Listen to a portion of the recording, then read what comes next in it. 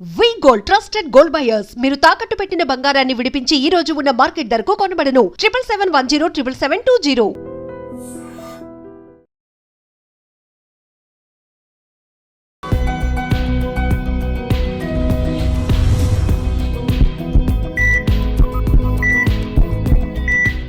Welcome to Healthy Conversation with iDream. Na peru Lumpini. Today we have surgical gastroenterologist Dr. Sriman Narayan garu from Yashoda Hospitals.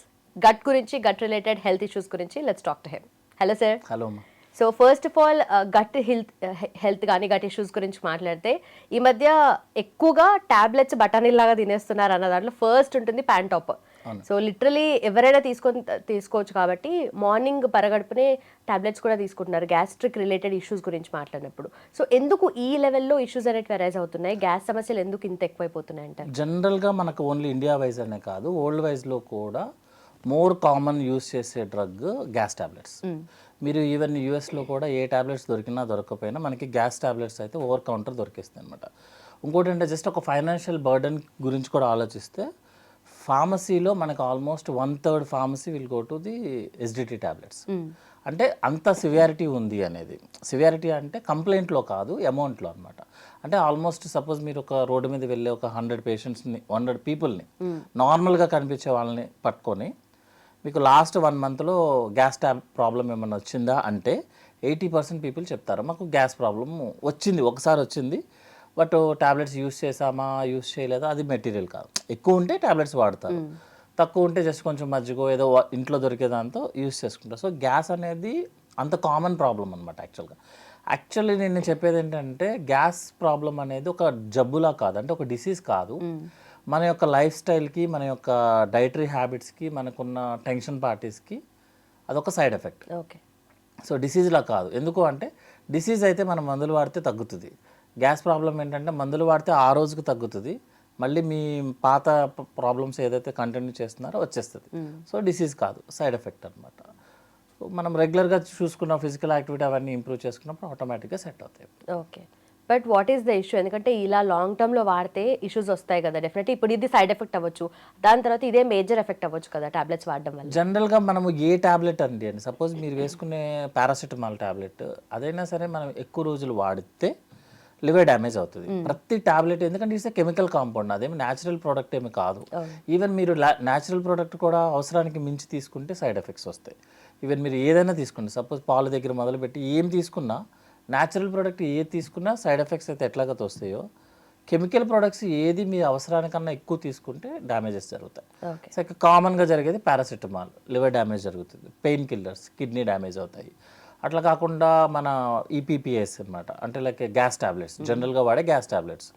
ఇవేం చేస్తుంది అంటే జనరల్గా వీటి function ఏంటంటే మనం ఫాస్టింగ్లో ఉన్నప్పుడు యాసిడ్ ప్రొడక్షన్, మన స్టమక్లో యాసిడ్ ప్రొడక్షన్ జరుగుతుంది యాక్చువల్గా.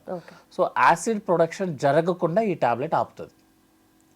దానివల్ల మీకు గ్యాస్ ప్రాబ్లం తగ్గుతుంది యాక్చువల్గా. సో ఈ మెకానిజంలో ఏంటి, టాబ్లెట్ వాడితే యాసిడ్ ప్రొడక్షన్ తగ్గుతుంది. సో మీకు అవసరానికి మించి వాడారనుకోండి మీ యాసిడ్ ప్రొడక్షన్ తగ్గుతుంది. యాసిడ్ ఎందుకు కావాలి అసలు? స్టమక్లో యాసిడ్ ఉండాలా? యాసిడ్ ఉంటేనే మనకి డైజెషన్ అవుతుంది. ఓకే. మీరు రోజు కంటిన్యూస్గా వాడుతూ కూర్చున్నారు అనుకుందాం, యాసిడ్ ప్రొడక్షన్ జరగదు, డైజెషన్ ఆగిపోతుంది. మీరు డైజెషన్ ఆగిపోతే మీరేమనుకుంటారు, లోపల గ్యాస్ ఉందేమో అనుకుని గ్యాస్ టాబ్లెట్ వాడతారు, యాసిడ్ ప్రొడక్షన్ జరగదు, టాబ్లెట్ ఆగిపోతుంది. ఇంకోటి ఏంటంటే కామన్గా ఫార్మసీ వాళ్ళు కూడా ప్రిస్క్రిప్షన్ లేకుండా ఇచ్చే ఏకైక tablet gas tablet.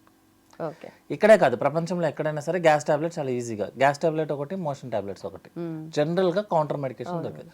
So abuse అయిపోతుంది అనమాట. సపోజ్ ఇప్పుడు నేను గ్యాస్ టాబ్లెట్ ఎక్కువ రోజులు వాడాను అనుకుందాం, జనరల్గా చెప్తాను, రూల్ ప్రకారం అయితే 3 years పాటు ఎవ్రీడే మార్నింగ్ ఈవినింగ్ వాడితే సైడ్ ఎఫెక్ట్స్ స్టార్ట్ అవుతాయి, యాక్చువల్ సైడ్ ఎఫెక్ట్స్. ఓకే. మనకి ఇప్పుడు స్టమక్లో యాసిడ్ ఉందనుకోండి, మనకి అప్పుడప్పుడు పొలమారుతుంది, జనరల్గా ఎవరికైనా పొలమారుతుంది కదా, అప్పుడు ఆ వాటర్ జ్యూసెస్ ఏదైతే ఉందో లంగ్లోకి ఎంటర్ అవుతాయి జనరల్గా. సపోజ్ యాసిడ్ ప్రొడక్షన్ లేదనుకోండి, ఆ స్టమక్ జ్యూస్లో ఇన్ఫెక్షన్ ఉంటుంది, లైక్ ఫంగల్ అనమాట. సో వాళ్ళకి యాస్పిరేషన్ న్యూమోనియా అని ఒక కండిషన్ వస్తుంది. అంటే డైరెక్ట్గా మనం క్యాన్సర్ అని చెప్తే జనాలు భయపడతారు యాక్చువల్గా. ఒకటేమో ఇండైజెషన్, అంటే డైజెషన్ సరిగా అవ్వదు మీరు గ్యాస్ టాబ్లెట్స్ ఎక్కువ వాడితే. రెండోది ఏంటంటే అప్పుడప్పుడు పొలమారేది మనకి కాంప్లికేషన్స్ కింద మారుతుంది. జనరల్గా అప్పుడప్పుడు పొలమారుతుంది, దగ్గు వస్తుంది, మన వాటర్ తాగితే తగ్గిపోతుంది.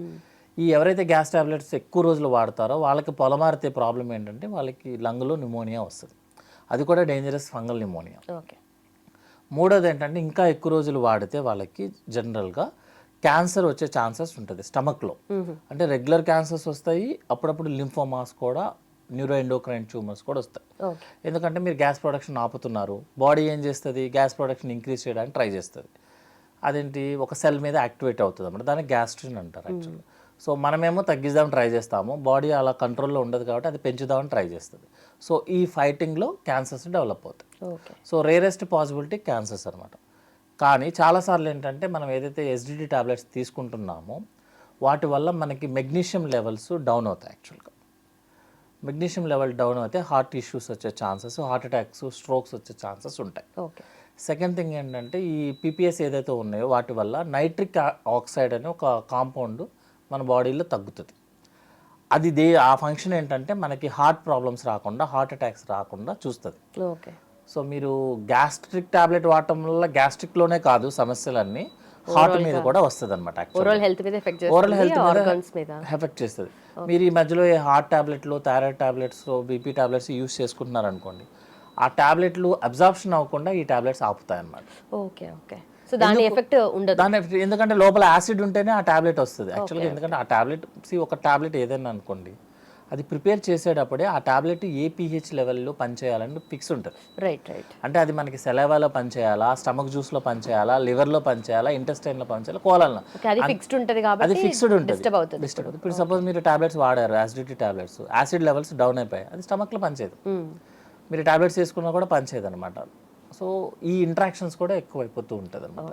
దానివల్ల ఏంటంటే జనరల్గా మేమేం చెప్తామంటే, మీకు ఏదైతే కంప్లైంట్ ఉందో మీ కంప్లైంట్కి మీరు టాబ్లెట్స్ వేసుకున్నారు, డైట్ అడ్జస్ట్ చేసుకున్నారు, ఫిజికల్ యాక్టివిటీ పెంచుకున్నారు, స్ట్రెస్ లెవెల్స్ తగ్గించారు, అది కుదరదు యాక్చువల్లీ, తగ్గించుకున్నారు. ఇప్పుడు ఒక 5 to 6 days, maximum 7 days use చేయండి అని చెప్తాం. మీ కంప్లైంట్ తగ్గిపోయిన తర్వాత as early as possible tablets ఆపేయండి. మళ్ళీ రేపు మీకు ఫ్యూచర్లో అవసరమైంది అనుకోండి, అప్పుడు వేసుకోండి. అంతే తప్పించి టాబ్లెట్స్ కౌంటర్ మెడికేషన్స్లో ఫ్రీగా దొరుకుతున్నాయి కదా అనుకుని వేసుకుంటే ఈ ప్రాబ్లమ్స్ అన్నీ వస్తాయి అన్నమాట. రైట్. బట్ బేసిక్గా కూడా నార్మల్ కొంచెం బ్లోటింగ్ ఫీలింగ్ వచ్చినా, లేదంటే ఏదైనా ఇండైజెషన్ ప్రాబ్లం అనిపించి గ్యాస్ పట్టేసినట్టుగా ఉబ్బరంగా అనిపించినప్పుడు చలో ఒక టాబ్లెట్ వేసుకుందాం, నథింగ్ విల్ ఎఫెక్ట్ కదా, అది ఒక్కసారికి అయిపోతుందని చెప్పేసి. బట్ అదే అలవాటు పడి ప్రతిసారి అదే చేస్తుంటే మళ్ళీ ఇదే ఎఫెక్ట్ ఉంటుంది. అప్పుడు వేసుకుంటే ఏ ప్రాబ్లం రాదండి. ఇప్పుడు నేనంటే భయపెడుతున్నాను కాదు, రూల్ ప్రకారం ఏంటంటే 3 years పాటు కంటిన్యూస్గా వేసుకున్న వాళ్ళకే ఈ ప్రాబ్లమ్స్. అప్పుడప్పుడు వేసుకున్న వాళ్ళకి ఎప్పుడు ప్రాబ్లం రాదు. బట్ జనరల్గా ఏంటంటే మనము 70 years లైఫ్ స్పాన్ అనుకోండి, జనరల్గా అప్పుడప్పుడు వేసుకున్నా ఎక్కువే అవుతుంది. సో మ్యాక్సిమం ఏంటంటే రాకుండా చూస్తాము.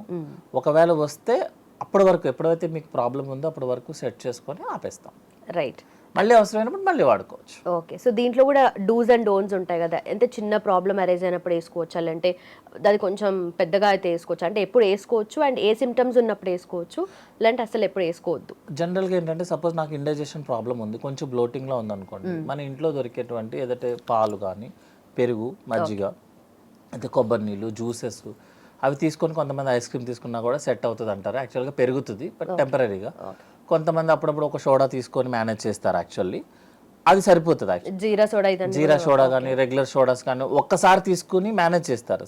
సోడా తాగితే ప్రాబ్లమ్స్ వస్తాయని చెప్పడం అనేది రాంగ్ యాక్చువల్గా. ఒక్కసారికి దట్స్ ఓకే, కంటిన్యూస్ చేయడమే ప్రాబ్లం యాక్చువల్గా. అట్లా కాదు, మీకు అది తీసుకున్న తర్వాత కూడా లేదు, ఇంకా బ్లోటింగ్ ఉంది, బాగా టైట్ ఉంది, అన్ఈజీనెస్ ఉంది, then you can use for 5 days. తప్పేం లేదు అందులో యాక్చువల్గా.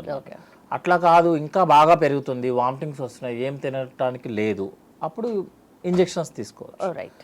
సో మన సివియారిటీని బట్టి తప్ప మనకి నేను వేసుకుంటాను, నాకు ఈజీగా అవైలబిలిటీ ఉంటుందని చెప్పడం కరెక్ట్ కాదు. చాలాసార్లు ఏమవుతుంటే గ్యాస్ టాబ్లెట్ వేసుకునే బదులు, టాబ్లెట్స్ బదులు సిరప్స్ యూస్ చేయమని చెప్తాం. సిరప్ యూస్ చేస్తే ఏంటంటే ఓన్లీ లేయర్లోనే పనిచేస్తుంది. సిరప్ అయితే మనం కంటిన్యూస్గా ఎన్ని రోజులైనా వాడుకోవచ్చు అని నేను చెప్పాను అనుకోండి, అదే పనిలో ఉంటాం మనం జనరల్గా. బట్ అట్లా కాదు, మీకు ఏదైతే కంప్లైంట్ ఉందో ఆ రోజు వాడుకుంటే సరిపోతుంది. మళ్ళీ వస్తే మళ్ళీ వాడుకోవచ్చు. Right. So thank you so much. Thank you.